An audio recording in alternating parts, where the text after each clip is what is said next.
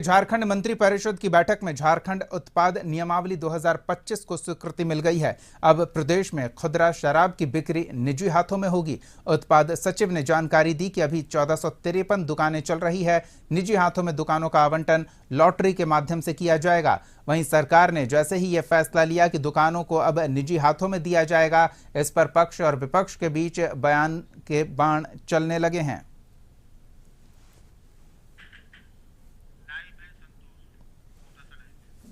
सहयोगी संतोष हमारे साथ जुड़े हुए हैं, उनसे जानते हैं कि इस नई शराब नीति को लेकर पक्ष और विपक्ष आमने सामने हैं, आखिर क्यों?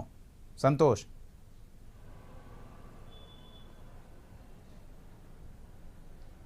देखिए, जिस तरह से झारखंड में शराब नीति में बदलाव किया गया है, कल कैबिनेट के बैठक में उसकी मोहर लग गया है। लेकिन जो स्थिति है कि लगातार जिस तरह से विपक्ष और पक्ष आमने सामने हैं, क्योंकि अब पहले सरकारी कर्मी शराब बेचते थे, लेकिन आखिर क्या कारण रहा कि शराब अब निजी हाथों, मतलब अब लॉटरी के सहारे फिर से निजी हाथों शराब बेचने का टेंडर दिया जाएगा।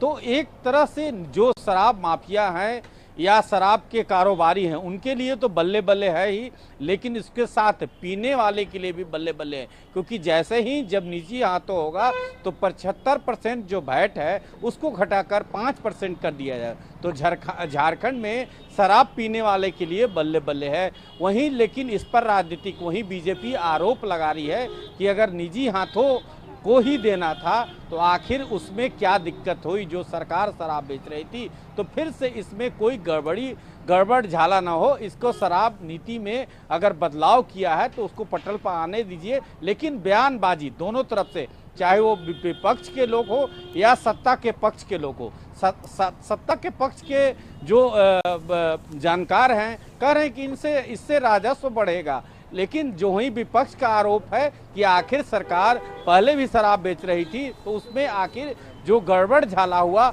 उसका कैसे जांच करेगी। तो कुल मिलाकर दोनों तरफ से बयानबाजी जारी है। लेकिन इस बीच में झारखंड सरकार ने फैसला लिया है कि लगभग 1400 कुछ दुकान लॉटरी के माध्यम से 4 ग्रुप बनाया जाएगा। उस ग्रुप के सहारे आपको झारखंड में शराब की दुकान का आवंटन किया जाएगा और शराब की बिक्री आप निजी हाथों में, इसमें छोटे छोटे जो रोजगार करने वाले हैं उनको अवसर मिलेगा। तो एक सरकार की अच्छी पहल है, लेकिन इस पर विपक्ष लगातार हमला कर रहा है कि अगर इसमें बदलाव किया गया है तो कई गड़बड़ी या गड़बड़ झाला हो सकती है। तो कई आरोप लगते हैं, जब नई शुरुआत होती है, सरकार की तरफ से नए स्टेप लिए जाते हैं, तो कई शुरुआत के बाद विपक्ष का काम है विरोध करना। इस तरह से जो सत्ता के लेकिन गड़बड़ियों की बात जो सामने आई है, यह सुनिश्चित किया जाना चाहिए कि अगर निजी हाथों में सौंपा जा रहा है तो राजस्व अगर बढ़ाने की कवायद है तो ठीक है, लेकिन फिर भी शराब बुरी चीज है, लेकिन इससे जुड़ी बुराई भी रोकी जानी चाहिए। और अगर कहीं गड़बड़ी की गुंजाइश बनती है